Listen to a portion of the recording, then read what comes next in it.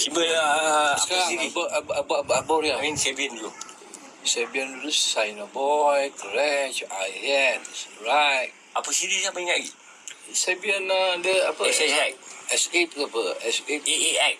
AAX tu. Macam tu lah lebih kurang. Oh. Macam studio yang kita praktis malam tu. Macam tu lah simbol dia. Sebian. Okey, siapa lagi? Kita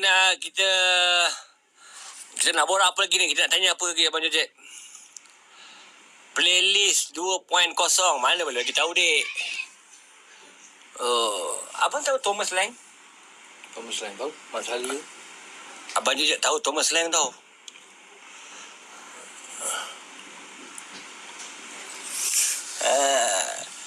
Okey, umur berapa? Umur Abang Jojek sekarang 58.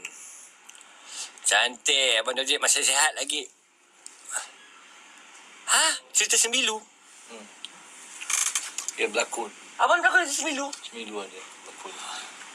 Oh, okey. Kita ada Rozaimi.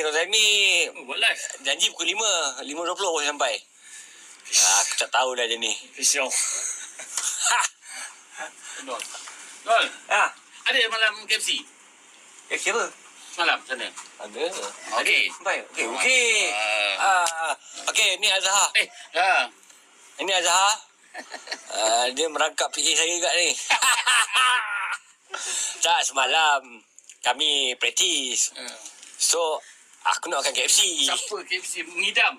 Ngidam KFC. Lepas tu dia tanya pagi ni, siang ni, dia kata, KFC sampai ke tak? Abang berlakon Sembilu bang Ada. Banyak juga filem aku berlakon.